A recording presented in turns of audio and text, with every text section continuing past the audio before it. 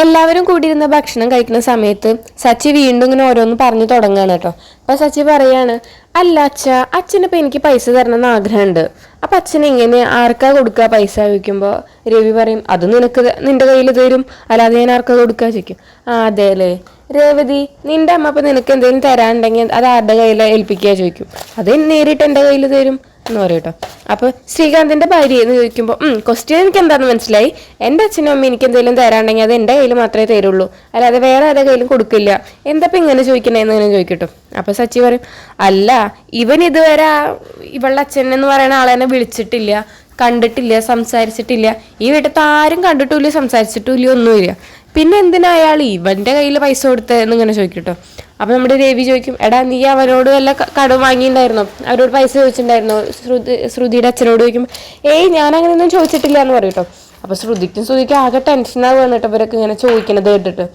അങ്ങനെ ഭക്ഷണമൊക്കെ കഴിച്ചു കഴിഞ്ഞിട്ട് റൂമിലെത്തിയതിനു ശേഷം ശ്രുതി പറയും, അതെ എന്തെങ്കിലും പൊട്ടത്തരം പറഞ്ഞിട്ട് എല്ലാവർക്കും കാര്യം മനസ്സിലായി കഴിഞ്ഞാലേ ഈ പൈസ അങ്ങനെ എടുത്തിട്ട് അച്ഛന് കൊടുക്കേണ്ടി വരും. അത് വേണ്ടെങ്കിൽ മര്യാദയ്ക്ക് എന്തെങ്കിലും കള്ളം പറഞ്ഞ് പിടിച്ച് നിന്നോളാൻ പറയട്ടോ. അപ്പൊ ശ്രുതി നീ അങ്ങനെ തന്നെ പറ്റിക്കാൻ നോക്കണ്ട, എനിക്കറിയാം ഈ പൈസ എങ്ങനെ ഉപയോഗിക്കണം എന്നുള്ളത്. ഞാൻ ഈ പൈസ ഒറ്റ രാത്രി കൊണ്ടാണ്ട് ചെലവാക്കും. അപ്പൊ പിന്നെ അവരറിഞ്ഞാലും ഇത് അച്ഛനെ തിരിച്ചു കൊടുക്കാൻ പറ്റില്ലല്ലോ എന്ന് തന്നെ പറയട്ടോ. അപ്പൊ ശ്രുതി ചോദിക്കും, അയ്യോ നിങ്ങൾ പൊട്ടനാണോ അതോ പൊട്ടനായിട്ട് അഭിനയിക്കുന്നതാണോ എന്ന് ചോദിക്കും. അങ്ങനെ അതിന് ശേഷം ശ്രുതി നേരെ പോയിട്ട് രേവതിയുടെ അടുത്തേക്ക് പോവാണ്. എന്നിട്ട് ചോദിക്കും, രേവതി എനിക്ക് നിന്നോട് കുറച്ച് സംസാരിക്കാനുണ്ട്. നിങ്ങൾ എന്തിനാ ഞങ്ങളുടെ കാര്യത്തിൽ ഇങ്ങനെ ഇടപെടണേ എന്ന് ചോദിക്കും. എന്ത് കാര്യത്തിൽ ഇടപെട്ടു? എൻ്റെ ഭർത്താവ് എൻ്റെ ബാങ്കിലേക്ക് എൻ്റെ അച്ഛൻ പൈസ അയക്കുന്നതിന് സച്ചിക്ക് എന്താ പ്രശ്നം? എന്തിനാ അങ്ങനെ ക്രോസ് വിസ്താരം നടത്തണേന്ന് ചോദിക്കും. സച്ചിയേട്ടൻ ക്രോസ് വിസ്താരം നടത്തിയതൊന്നുമല്ല, ജസ്റ്റ് ചോദിച്ചു എന്നേ ഉള്ളൂ.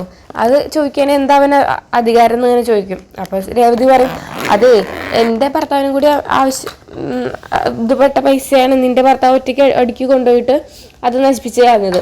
അപ്പൊ പിന്നെ ചോദിച്ചു എന്നൊക്കെ വരും. ഇത് പറഞ്ഞിട്ട് എൻ്റെ അടുത്ത് തലവിടാൻ വരണ്ട, നിനക്ക് എന്തെങ്കിലും ചോദിക്കുകയാണെങ്കിൽ സച്ചിയേട്ടനോട് നേരിട്ട് പോയി ചോദിക്കി എന്ന് തന്നെ പറയട്ടോ.